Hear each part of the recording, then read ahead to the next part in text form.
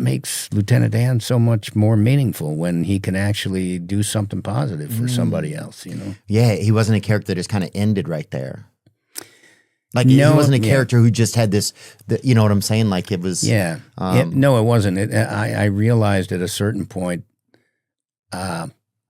Lieutenant Dan's just he's just a part of my life now, because so many soldiers relate to him. And, you know, I'd go into the hospitals and I see somebody missing both legs like Lieutenant Dan, and they want me to talk about the story of Lieutenant Dan.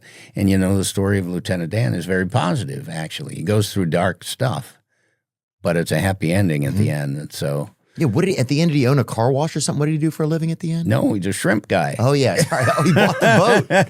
He's a shrimp guy. He makes a bunch of boat. Yeah, they make a bunch of money on shrimp, and then he invests in Apple.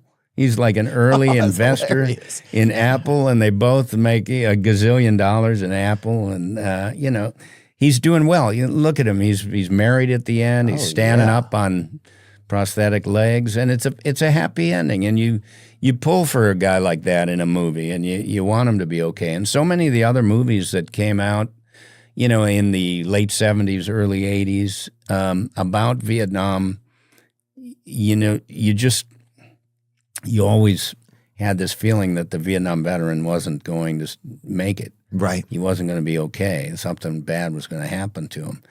And with Forrest Gump, it was different. It was a new look at a Vietnam veteran who came home from war, processed everything, and then moved on. Recently, I've been on a mission to partner with more companies that are based here in America. It's just important to me. I had a podcast with Mike Rowe, and he told me about this company called Good Ranchers.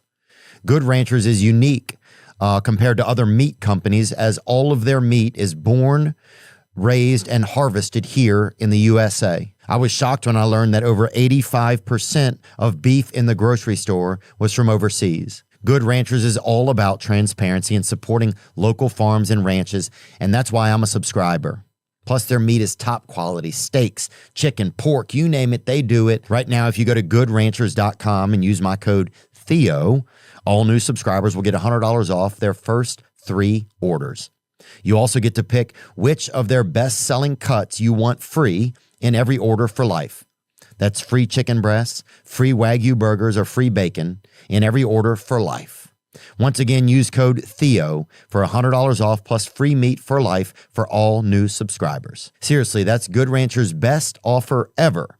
But you have to order by December 1st, and I cannot speak highly enough of this company. Streaming November 16th on Paramount Plus, it's the return of Landman, TV's biggest phenomenon. From Taylor Sheridan, co-creator of Yellowstone, Academy Award winner Billy Bob Thornton is back as Tommy Norris and managing higher stakes than ever before. Featuring an all-star cast including Academy Award nominees Demi Moore, Andy Garcia, and Sam Elliott. In the wake of his former boss's passing, tensions come to a head as Tommy and Demi Moore's Cammie Miller struggle to maintain control of MTEX Oil. And with his father, played by Sam Elliott, coming back into his life, Tommy must juggle both his roles as an oil man and a family man as pressure builds and his worlds collide. Don't miss the hit series everyone is talking about, Landman.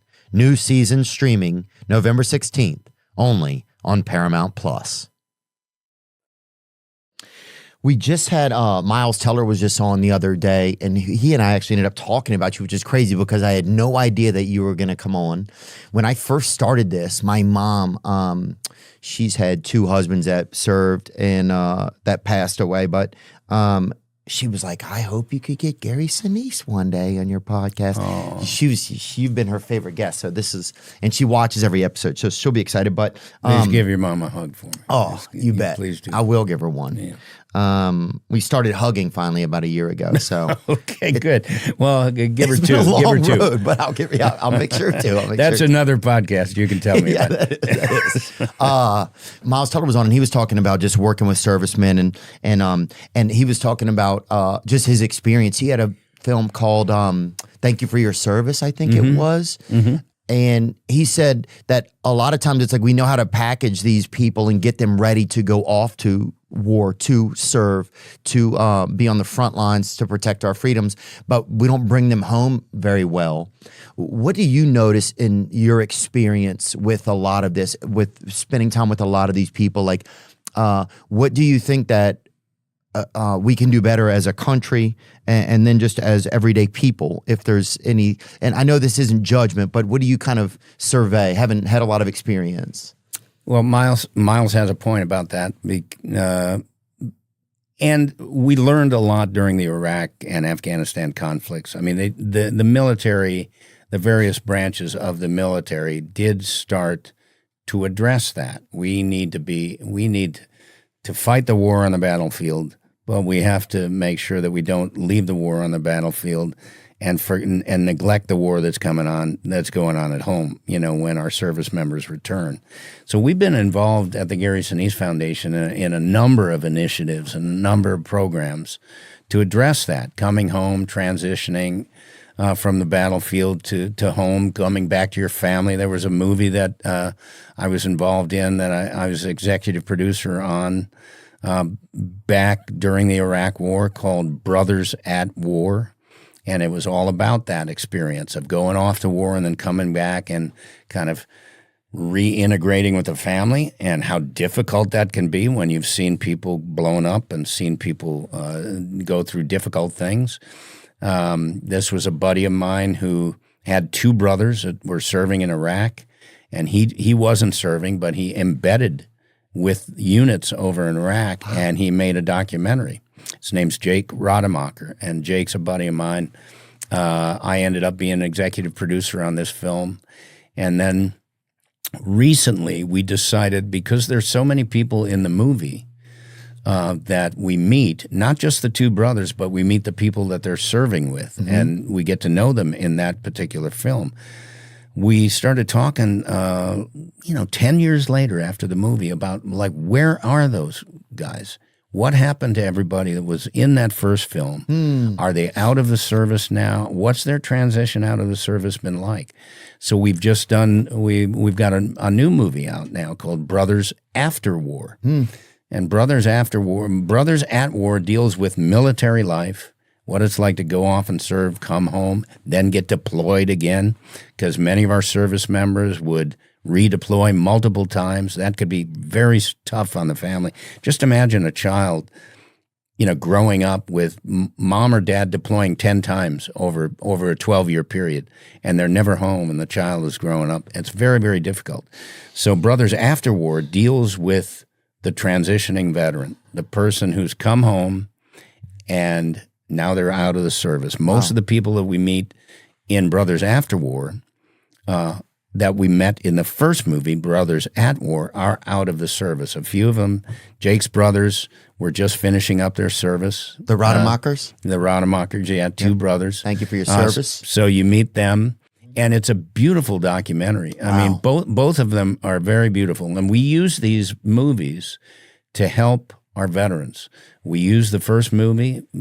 Jake has done hundreds of workshops on military bases, showing the movie, and he hands out workbooks to everybody and says, what did you feel about this when you saw this? The soldier coming home, dealing with his children who haven't seen him for a long time. All these people kind of start expressing themselves, start talking about it. And we have so many service members that come home and they don't talk about it. Yeah. Right? They compartmentalize. They keep it in, and sometimes it explodes in a very bad and damaging way. And we don't want that to happen. We want to combat the suicide problem that we have within the services and do everything we can to be proactive to go after it and provide mental wellness initiatives so that we can help these people transition. That's what both these movies are about. And they really are helpful. Jake is now doing workshops with Brothers After War for veterans. So Brothers at War and Brothers After War. Yeah, very, very positive movies. Brothers After War was totally funded by the Gary Sinise Foundation, and thankfully our donors, allow me to do a lot of great things. And for our donors, they should know that this movie is making a difference in people's lives. We are helping veterans. That's Jake doing a workshop there for Brothers After War. We're making a positive impact, but there's so much more that we can do. Thankfully, there are a lot of nonprofits out there that are focused on this. We have other mental wellness initiatives. We work with an organization called Boulder Crest Foundation. Boulder Crest, they provide retreats all around the country for veterans to go to. We've sent hundreds of veterans to these retreats that can be very, very positive, because so many of these people come home and then they isolate. And we don't want them to do that. We want them to tell their stories. We want to teach them how to share their stories, and that it's okay to share their stories. We saw Vietnam veterans come home from war, and they had to keep everything inside of them, and it was not good. And we don't want that to happen to anybody serving our country. So we provide a lot of programs and initiatives at the Gary Sinise Foundation to help them through that. Well, we're going to make a donation today, Gary. So thank you. Thanks so much. We'll donate $10,000 today just to support the foundation. Holy cow! So I know it's not the largest donation you've gotten, but we're happy to do that on behalf of our podcast today.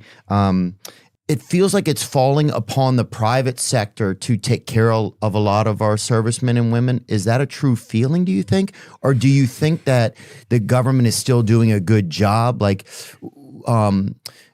And then do you think one political party really does it better than the other? Like, have you noticed any of that? And if you feel uncomfortable talking about that, that's okay. I don't want to put you in any weird spot. There's two things. Just imagine, if there were no nonprofits in the military and first responder community, right, that are trying to fill the gaps and help, we'd have a catastrophe. Wow. And if there was no VA system, we'd have a catastrophe. So both of them are necessary, but I don't think the government can provide all the help that is needed for our veteran community. It's a large community. We have veterans going back, pretty far. And some of, look at our Vietnam veterans, for example. They're aging into their 70s and 80s. And, things are a little tougher for them because they're aging, and, they might have needs that they didn't have 20 or 30 years ago. Will the government provide everything that's necessary for all the people that have served our country over the years? While they may try, I don't think it's possible. I think the nonprofits play a pretty significant role in this, and so take the nonprofits away, and we'd have a real serious problem. Got it. But we have to work together, and so the VA is just one of those large